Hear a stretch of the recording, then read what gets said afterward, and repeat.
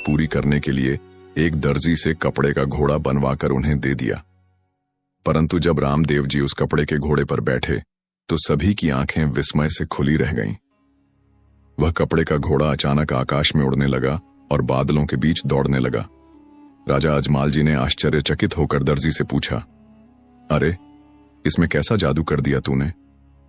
दर्जी हाथ जोड़कर बोला, महाराज, ये मेरी कारीगरी नहीं, यह तो आपके पुत्र की दिव्य माया है।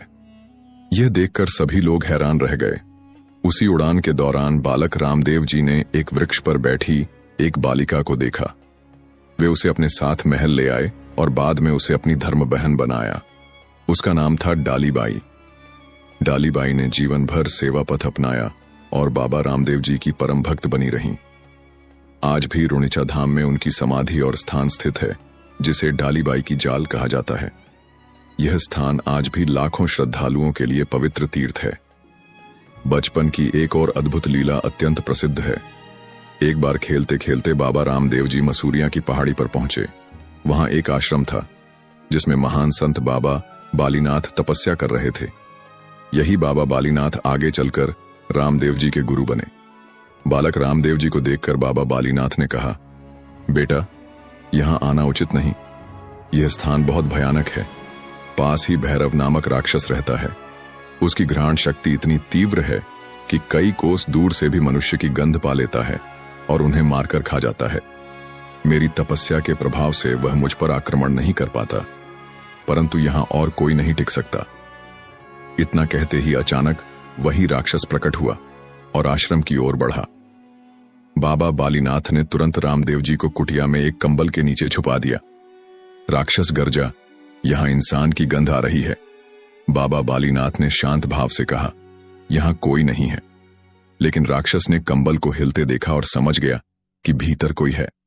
वह अंदर घुसा और कंबल को खींचने लगा, परंतु जैसे ही उसने खींचा, उसे लगा कि कंबल कभी समाप्त ही नहीं होता। यह देखकर राक्षस विचलित हो गया और भयभीत होकर भागने लगा। तभी बालक रामदेव जी बाहर आए और अपनी दिव्य शक्ति से उसका पीछा कर उसे पकड़ लिया। उनके तेज के आगे राक्षस टिक न सका और वहीं उसका अंत हो गया। इस चमत्कारिक घटना के बाद पूरे पोखरण क्षेत्र को भैरव राक्षस के आतंक से मुक्ति मिल गई। लोगों के हृदय में बाबा रामदेव जी की महिमा गूंज उठी। सामाजिक सुधारों की नींव बाल्यकाल से ही बाबा रामदेव जी ने लोगों की सेवा की, जात पात का विरोध किया और छुआछूत जैसी कुरीतियों को मिटाने का प्रयास किया। वे सदैव दुखियों के दुख दूर करते और सबको समान दृष्टि से देखते। और जब रामदेव जी किशोरावस्था में आए तो माता पिता ने उनका विवाह निश्चित कर दिया। विक्रम संवत 1426 में उनका विवाह अमरकोट, वर्तमान में पाकिस्तान के सिंध प्रांत में रानी नैतलदे से हुआ। परंतु रानी नैतलदे जन्म से ही विकलांग थीं। उनके हाथ पांव काम नहीं करते थे। जब विवाह के पवित्र फेरे शुरू हुए, बाबा रामदेव जी ने उनका हाथ थामकर कहा, उठो, और तभी चमत्कार हुआ। रानी नैतलदे के अंग स्वस्थ हो गए। वे सबके सामने खड़ी हो गईं। पूरा अमरकोट रामदेव जी की जय के नारों से गूंज उठा। इसके बाद बाबा रामदेव जी ने अपनी धर्मपत्नी के साथ मिलकर अनेक सामाजिक सुधार कार्यों की नींव रखी और लोकहित में अपना जीवन समर्पित कर दिया। अब आइए जानते हैं आखिरकार क्यों बाबा रामदेव जी को हिंदुआ पीर और रामसा पीर कहा जाता है। जब बाबा रामदेव जी की कीर्ति दूर दूर तक फैलने लगी तो उनकी चर्चा मक्का मदीना तक पहुंच गई। वहां बैठे 5 पीरों ने सुना कि रामदेव नाम का कोई महापुरुष अंधों को आंखें देता है, विकलांगों को अंग देता है और संतानहीनों को संतान का आशीर्वाद देता है। पीरों ने सोचा, चलो जाकर देखते हैं यह सच है या केवल लोक कथा। 5 पीर राजस्थान की ओर चल पड़े। रास्ते में ही बाबा रामदेव जी उनसे मिले, आदरपूर्वक प्रणाम किया और बोले, पधारिए, बताइए आपकी क्या सेवा कर सकता हूं। पीरों ने कहा, हमें बाबा रामदेव जी से मिलना है। बाबा मुस्कुराए और बोले, तो फिर महल की ओर जाइए। जब पीर महल पहुंचे तो देखकर अचंभित रह गए।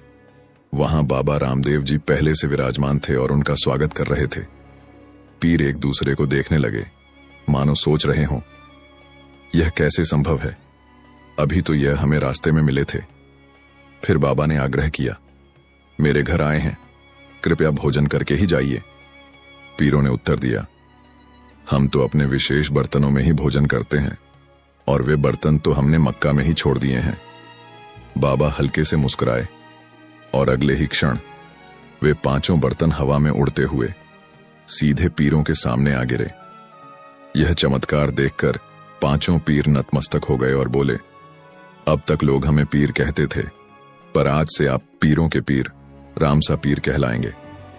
इसीलिए आज भी बाबा रामदेव जी को हिंदुआ पीर और रामसा पीर कहा जाता है। यही कारण है कि हिंदू और मुस्लिम दोनों समुदाय बाबा को समान श्रद्धा से मानते हैं। बाबा रामदेव जी ने अपने जीवन काल में अनेक चमत्कार किए।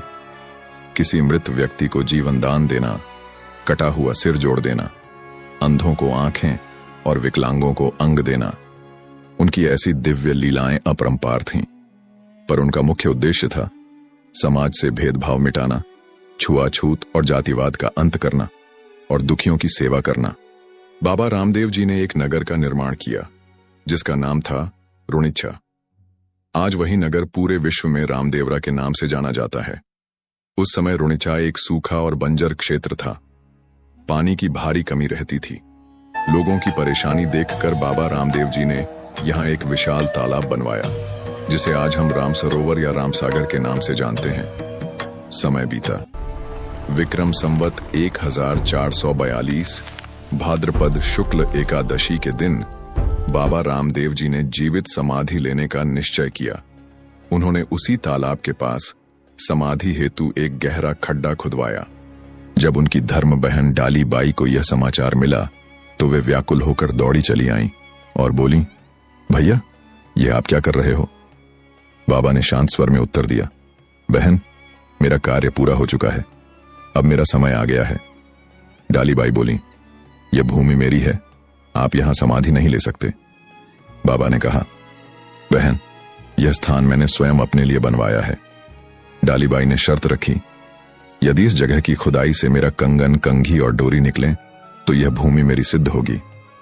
थोड़ी देर बाद खुदाई हुई और सचमुच वही वस्तुएं धरती से निकल आईं। फिर डाली बाई बोली, यह स्थान और यह दिन मेरे लिए है, अब मैं यहां पर जीवित समाधि लूंगी। बाबा रामदेव जी की आज्ञा पाकर उन्होंने खड्डे में उतरकर समाधि ले ली। तब बाबा रामदेव जी ने अपनी समाधि पास ही दूसरी जगह खुदवाई। फिर बाबा रामदेव जी ने अपने अंतिम क्षणों में उन्होंने संदेश दिया, यह स्थान सभी के लिए है, यहां जाति पाति या भेदभाव का कोई स्थान नहीं होगा। जो भी सच्चे मन से यहां आएगा उसकी मनोकामना मैं अवश्य पूर्ण करूंगा। यह कहकर और लोगों को आशीर्वाद देकर बाबा रामदेव जी ने उस स्थान पर जीवित समाधि ली। आज भी डालीबाई का वह कंगन मंदिर में सुरक्षित है और रामदेवरा धाम हर वर्ष लाखों करोड़ों भक्तों की आस्था का केंद्र बनता है। वैसे तो बाबा रामदेव जी से जुड़ी अनेकों चमत्कारी कथाएं हैं, हम उन्हें एक ही वीडियो में समेट नहीं सकते। उनकी लीलाएं और महिमा इतनी विशाल है कि हर कथा अपने आप में एक अलग ग्रंथ है। इसलिए हम समय समय पर उनके चमत्कारों पर अलग से वीडियो बनाते रहेंगे। यदि हमारे द्वारा प्रस्तुत इस कथा में कहीं कोई त्रुटि रह गई हो तो हमें क्षमा करें। हमारा उद्देश्य केवल बाबा रामदेव जी की महिमा का प्रसार करना है। यदि यह वीडियो आपको पसंद आई हो तो कृपया लाइक करें, चैनल को सब्सक्राइब करें